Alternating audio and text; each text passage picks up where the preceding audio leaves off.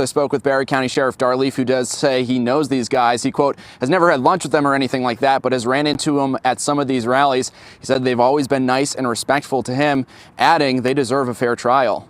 The Null brothers had ties to militia groups and were frequently seen at local demonstrations, including at this rally in protest of Governor Whitmer's stay-at-home order held last May in Grand Rapids. You can see William Null on stage alongside Barrie County Sheriff Darleaf, a guest speaker at the event. We spoke with Sheriff Leaf Thursday night. Well, I haven't read everything up on it. I've got other duties to do. It wasn't our investigation.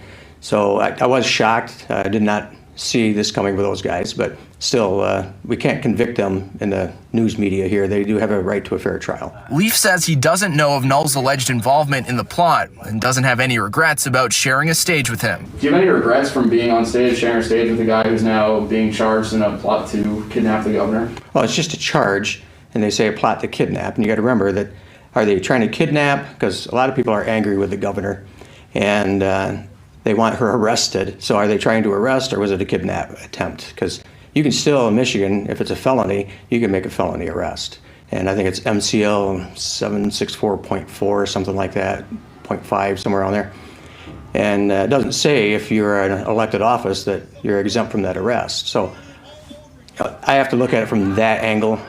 And I'm hoping that's more what it is. In fact, these guys are innocent until proven guilty, so I'm not even sure if they had any part in it. So what you just heard there was Barrie County, Michigan Sheriff Darleaf essentially defending some of the people involved in that plot against Gretchen Whitmer to take her, basically, that was unveiled, broken yesterday by the FBI. What matters here are the words and the conduct of a sitting American sheriff, because that's what's truly terrifying here. That's what's truly concerning here. Because without hyperbole, he is defending the people that wanted to take Gretchen Whitmer, and he is also defending their rationale in the process. That's what he's doing. He is defending the plot against Gretchen Whitmer, a sitting U.S. sheriff, without hyperbole. That's what he's doing.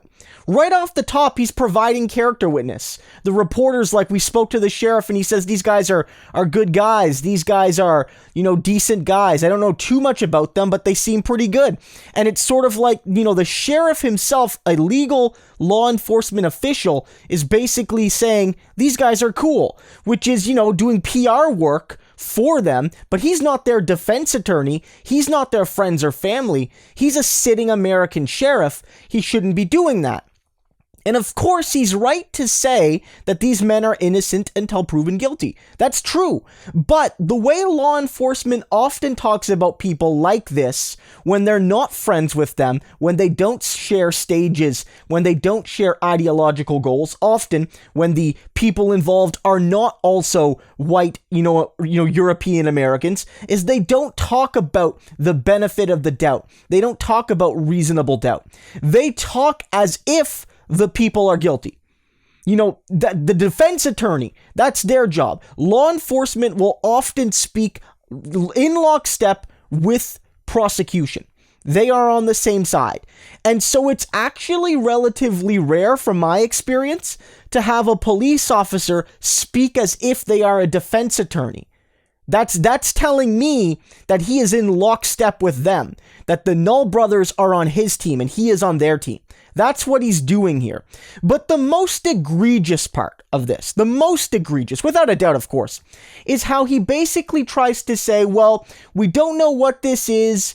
We need a full investigation, but it could have also been that they were just planning to do a citizen's arrest, because in Michigan, if somebody, is suspected of doing something, illegal or what have you, the citizens have a right to do it. And just because you're an elected official doesn't mean that you're above a citizen's ability to arrest you. And that is so dangerous, because what he's doing, whether what he's saying is true by the letter of the law in Michigan, I'm not a lawyer, I'm not a law enforcement official in Michigan, so don't quote me on that. Whether or not it's legal, in the context of what he's saying is, well, look, what the FBI is saying that they did, maybe they weren't trying to do that. Maybe they were really just patriots trying to arrest a governor that they felt was doing something illegal by stealing their liberty and by stealing their freedom. And, maybe this is all a big misunderstanding. And maybe what they were trying to do was just, hold the governor to account for her awful actions. And these guys are actually just acting as dutiful citizens trying to protect, the regular folks of Michigan against an overbearing governor from the big city. And it's just so goddamn awful.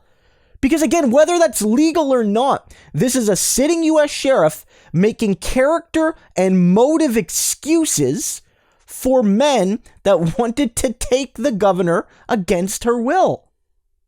This shows that the police, if not in total, then certainly the vast majority, have picked their side, and they've taken the side with people like the Knowles. They are not in favor of law and order. They are in favor of promoting an ideology that is fundamentally anti-democratic in nature. They are not the friends of regular, good, decent American people. They're with the bad guys.